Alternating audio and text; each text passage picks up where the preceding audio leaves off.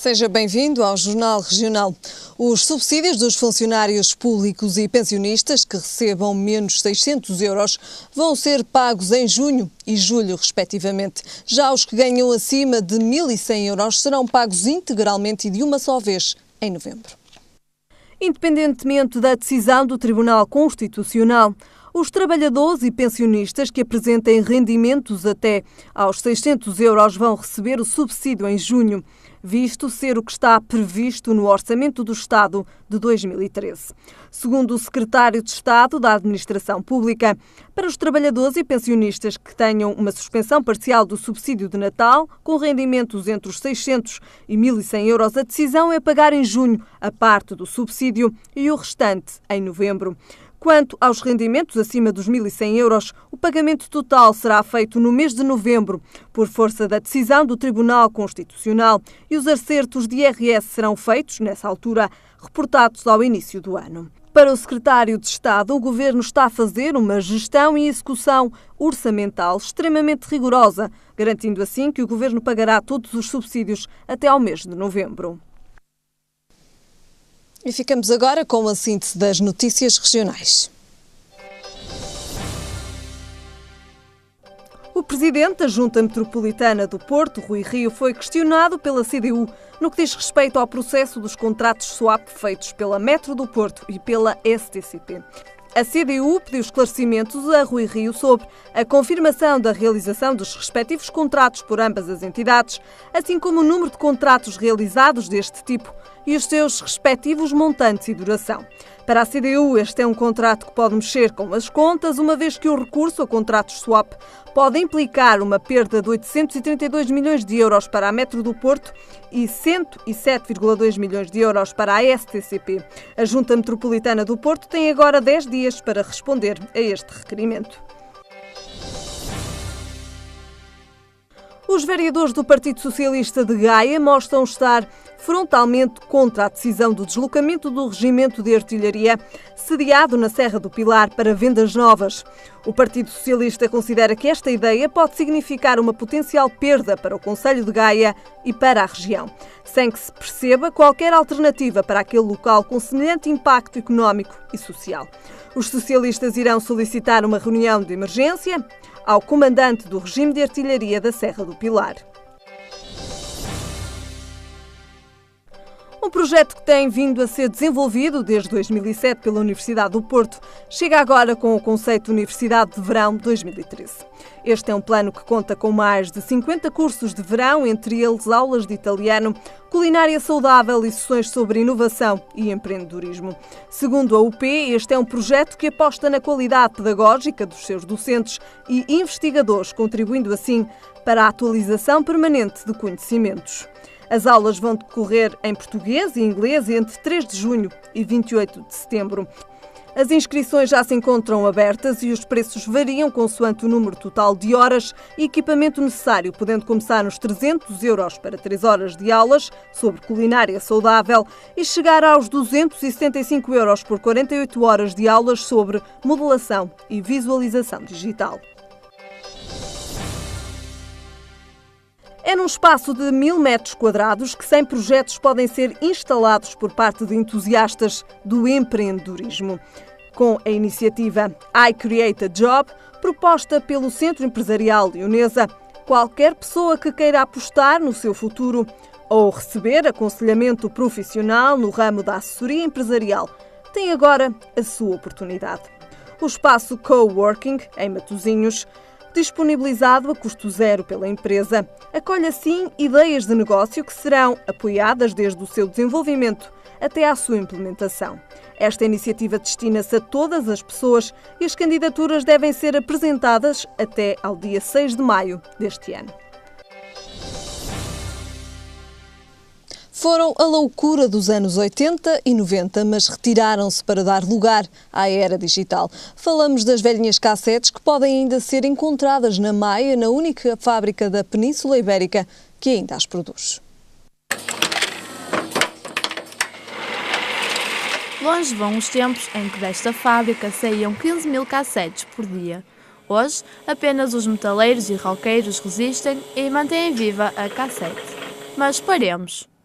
Voltemos ao início, quando a cassete era o fonograma que mais se vendia. A Disco é o prosseguimento de uma firma que era Discos Rapsódia, que foi fundada em 1963 e em 1979 foi passada para 4 empregados e com o nome de Disco. Depois éramos 4 sócios e em 1989 eu fiquei só com a empresa. Nas palavras do próprio, vendiam-se cassetes como quem vendia chicletes. Nós chegávamos a fabricar 1 milhão de cassetes por ano. Temos um artista que era o Nel Monteiro, que vendeu mais de 500 mil cassetes do Azar na Praia e do Retrato Sagrado. E qualquer edição de cassetes que nós fizéssemos, fazíamos sempre à volta de 15 mil a 20 mil. E estavam automaticamente vendidas. O que hoje não sucede com o CD. Banhar-nos à praia, fomos tu e eu, mas que grande bronca nos aconteceu. Nel Monteiro foi o artista que mais cópias vendeu, mas outros lhe sucederam, como Armando Cerqueira, bem-humorado, recorda. Estava a gravar aqui uma cassete e ele resolveu vir com um órgão, parecia um órgão de igreja, e mais um conjunto, e estava a gravar uma canção e eu vou-me embora daqui para... E nunca mais acabava. Eu cheguei lá dentro e disse-lhe: ó Silva, então não se acaba aí com... Pá, tu pode ser, já ia em 15 minutos de música, pode ser. O máximo é 3 a 5 minutos. Ele todo zangado, saiu pela porta fora, foi-se embora. Para mim o espanto, eu vendi 15 mil cassetes daquilo. Mas afinal, como é que se faz uma cassete? Em primeiro lugar, é preciso fazer uma master que duplica o som para o lado A e lado B. A fita é lida e segue para a escrava, como é conhecida a máquina, para que a fita seja gravada. Depois de gravada, é a altura da cassete que ganha a forma. A fita é então colocada dentro do suporte e as cassetes seguem a sua ordem, sem erros ou tropeções. Já só falta a impressão. As cassetes seguem o caminho até serem colocadas na capa.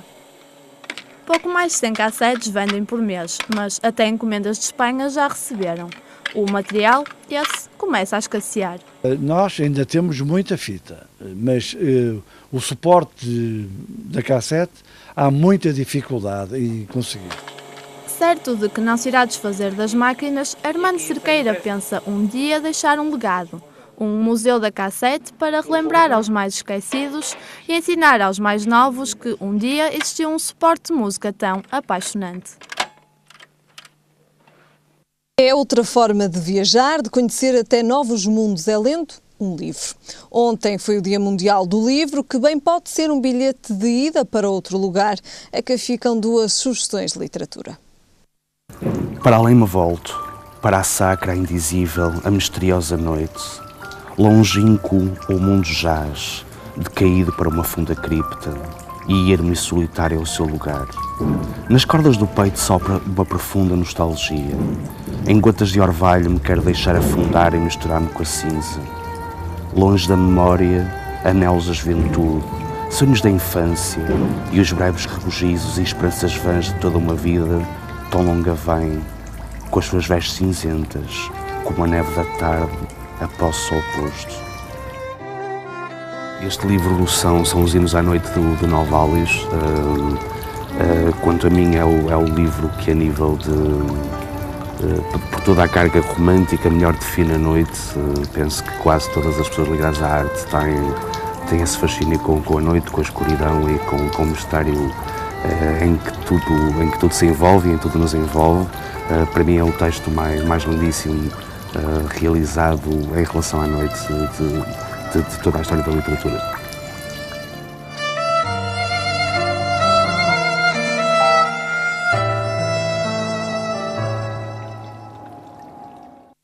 Só para mim nasceu Dom Quixote e eu para ele. Ele para praticar as ações e eu para as escrever. Somos um só, a despeito e apesar do escritor fingido e turdilesco que se atreveu ou se há de atrever.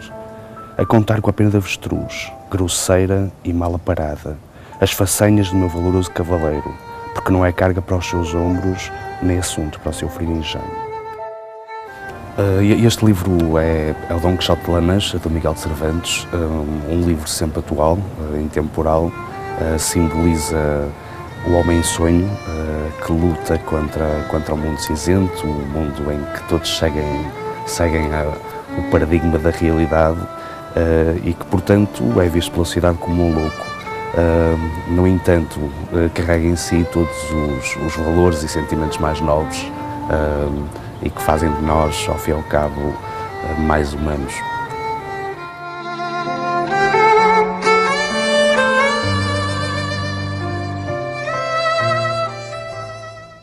E a partir de agora já pode visitar os jardins de Serralves, o Portugal dos Pequenitos ou o Palácio da Pena através do Google Street View. Estes e outros locais históricos e emblemáticos do nosso país fazem parte de uma coleção especial. Vá para fora, cá dentro. Nunca esta frase teve tanto sentido. Hoje, a Google passou a disponibilizar visitas virtuais a locais de destaque do nosso país. No Porto, pode, por exemplo, passear pelos jardins de Serralves sem sequer sair de sua casa e da frente do computador. É a coleção especial do Google Street View Portugal que permite que qualquer pessoa, em qualquer parte do mundo, visite o enigmático Portugal dos Pequenitos ou o emblemático Palácio da Pena. Mas há mais nesta coleção que também passa pelo centro histórico da cidade de Évora. Segundo o comunicado da empresa, esta coleção é possível através da recolha de imagens e da parceria com as instituições responsáveis pelos espaços, adiantando que, por causa de iniciativas deste género, o Google Maps já deixou de ser apenas uma funcionalidade para planear uma viagem ou procurar um local, passando a servir igualmente para transportar os utilizadores para alguns dos locais naturais, culturais e recreativos mais significativos em Portugal e no mundo. O Google Street View chegou ao nosso país em 2009, foi criado 2 anos antes e encontra-se disponível em 50 países. Uma autêntica janela para o mundo que agora leva o melhor de Portugal a todo lado e à distância de um clique. Amanhã assinala-se o feriado do 25 de Abril. A data marcou para sempre a história de Portugal e este ano faz 39 anos. Não podemos esquecer que tudo foi planeado no dia 24, quando por volta das 23 horas se transmitiu a canção e depois do adeus de Paulo de Carvalho, que marcou o início das operações militares. O povo unido jamais será vencido. Esta é a frase que simboliza a história dos portugueses, a liberdade e o final da repressão.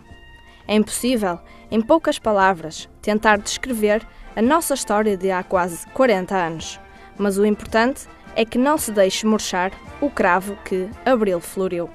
Foi o 25 de Abril que restituiu a todos os portugueses o direito de viver sem medo, de falar sem medo e, sobretudo, a liberdade de discordar sem medo. E recordar este dia é revivê-lo.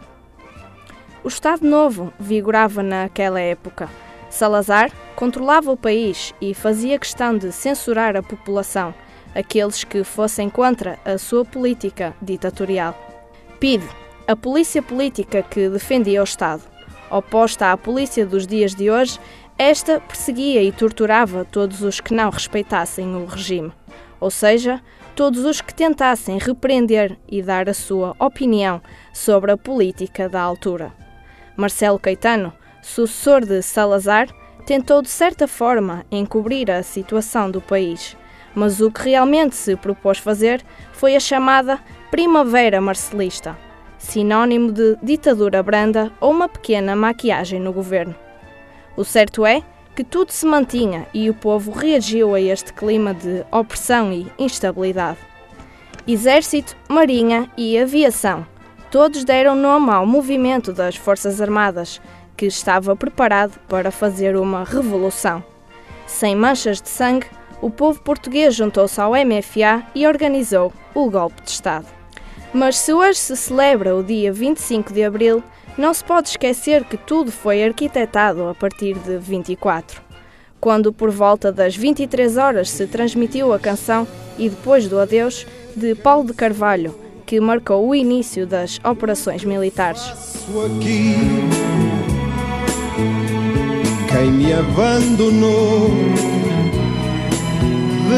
Diga-se assim que foi a primeira senha contra o regime. No dia seguinte, o famoso dia 25, foi dado o sinal que confirmava que as operações militares se encontravam em marcha, com a música Grândola Vila Morena, de José Afonso. Grândola Vila Morena, terra da fraternidade, o povo é quem mais ordena, dentro de ti a cidade. O quartel do Carmo foi cercado e dentro estava refugiado Marcelo Caetano. As ruas começaram a encher-se de milhares de pessoas e às 19h30 Marcelo Caetano rendeu-se. Aqui surgiu o maior símbolo deste dia. O cravo vermelho foi distribuído pela população aos soldados. Estes colocaram-nos nos canos das espingardas de modo a fundamentar o princípio da vida, da força e do poder. Faz 38 anos que a Revolução dos Cravos aconteceu e as memórias continuam presentes. Já este ano, Grândola Vila Morena ecoou por todo o país e até em Espanha. Os cravos têm saído às ruas e com certeza sairão amanhã para lembrar que todos os dias são dias de liberdade e para não murchar, os cravos precisam de ser regados. E passamos agora ao nosso comentário no Jornal Regional. Comigo tenho de César Oliveira. César, boa noite, obrigado pela sua presença. Começamos precisamente com a notícia de que reformados e pensionistas com rendimentos inferiores a 600 euros por mês vão receber um dos subsídios já em junho e julho, tal como estavam à espera. Olha, isto é uma decisão meritória, quer dizer, é uma notícia francamente muito positiva, que se interliga um pouco com aquilo que temos aqui falado, nomeadamente, e que muitos comentadores o têm feito também, que nomeadamente em relação ao relançamento da economia. Isto é um contributo, é um pequeno contributo, mas é um contributo importante para aquilo que é a animação do povo e, digamos, de alguma folga que se possa criar em momentos cruciais, como aquele que vai acontecer quando for distribuído este subsídio, na oportunidade de junho e julho, que vai naturalmente possibilitar a algumas famílias ter uma folgazinha para poder ter um gasto um pouco diferente naqueles períodos das férias. Bom, e isso, na minha opinião, será um contributo importante para a animação da economia para o rendimento das famílias, porque acaba por já estar consignado, mas ele aparecer antes de novembro, aparecer em duas fases, pelo menos para estas pessoas que têm rendimentos baixos, que ao fim e ao cabo, Helena, ainda são 2 milhões de portugueses que têm o rendimento abaixo de 600 euros. É muita gente com rendimentos muito parcos para as necessidades e para o nível de vida também. Nível de vida que têm que enfrentar. Portanto, é uma notícia muito saudável, muito agradável. Esta decisão contraria a intenção inicial do Ministério das Finanças, que pretendia adiar para novembro o pagamento do subsídio de férias de todos os trabalhadores e reformados. Temos aqui dito que o Governo deve estar sensível àquilo que é as manifestações e aquilo que é o sentimento dos portugueses. E eu fico feliz porque o Governo, nomeadamente o Ministério das Finanças, entendeu dar ouvidos àquilo que era de alguma forma reivindicado permanentemente pelos parceiros sociais. É para isto que existem os parceiros sociais. Os parceiros sociais têm insistido muito nesta tecla e eu penso que é de saudar a insistência e o trabalho dos parceiros sociais, mas também do Ministério das Finanças, porque foi sensível a essa preocupação de ir conseguindo obviar as dificuldades dos portugueses. No entanto, a proposta do Governo, que já chegou aos sindicatos, está a ser vista com desconfiança. Dizem que é uma confusão. Eu não sei onde é que esteja a confusão, porque é uma questão de arrumar. Aqui só há uma nuance que eu não percebo muito bem. Agora vai-se pagar neste despacho, paga-se o 13º mês e o subsídio de férias está-se a pagar em 12º. Podia-se arrumar bem, mas não acho onde esteja a desconfiança, porque o Tribunal Constitucional foi claro nessa decisão, que o Governo tem que cumprir, que já foi aceito nomeadamente pela pela Troika e que os portugueses com estes baixos rendimentos vão ter direito pleno a estes subsídios. Portanto, ou seja, porque os rendimentos acima dos 1.100 euros terão o pagamento em novembro. Em novembro, na mesma, não é? E, portanto, tudo é só para esta... São aceitáveis estas críticas? Olha, são aceitáveis, por um lado são aceitáveis, porque as pessoas não percebem às vezes porque é que se recua, se toma uma posição firme e depois se recua. Mas eu sou daqueles que defendo que quando se percebe que podemos fazer melhor, se deve fazer. E o Governo, nomeadamente, através, como digo, das pressões dos parceiros sociais, mudou mudou e bem, na minha perspectiva bem, porque Helena, é um contributo, penso eu, que oportuníssimo para poder dar uma lufada de ar fresco à economia portuguesa. Os portugueses que são pequenos, da mesma forma que eu defendia também que houvesse, e defendo, que houvesse a revisão do salário mínimo nacional, nem que fosse alguns poucos euros, mas que fosse... É um dos mais baixos da Europa. É um dos mais baixos da Europa e era um sinal de que o próprio Governo também tem consideração por aquelas pessoas que têm rendimentos muito baixos. Pouco que fosse, é uma ajuda e é uma alegria que se transmite às pessoas. Eu acho que, enfim, algumas confianças podem estar subjacentes a isto, mas acho que é, de alguma forma, o encarar da situação real pela parte do Governo. Muito bem, uma decisão então tomada pelo Governo, embora com algumas críticas por parte dos sindicatos. E são 8 os eixos de atuação do documento aprovado pelo Governo para impulsionar o crescimento e o emprego e fomentar a indústria portuguesa. Olha, eu, antes de mais, queria dizer que o Ministro da Economia tem aqui, na minha opinião, o seu expoente máximo da sua governação e da sua atuação. Portanto, vê-se que estudou a matéria. Estão aqui 8 eixos importantes que são exaustivos, alguns deles exaustivos, nomeadamente aquele que se preocupa para a formação e qualificação dos portugueses, através da intensificação dos técnico-profissionais, acho que é importantíssimo. Depois, acho que se preocupa muito para dotar as empresas e preocupar-se com a liderança dessa iniciativa, dando ordens, dando indicações à Caixa Geral de Depósitos, para que possam apoiar as empresas, que estará previsto nesta primeira fase na ordem dos 1.000 milhões de euros e para o próximo ano prevê-se possam ser 2,5 mil milhões de euros. Isto é uma atitude ativa, proativa do Governo, que quer de facto ver consignada a melhoria das condições para as empresas. Temos falado várias vezes também que sem a melhoria da prestação das empresas não se gera melhor economia.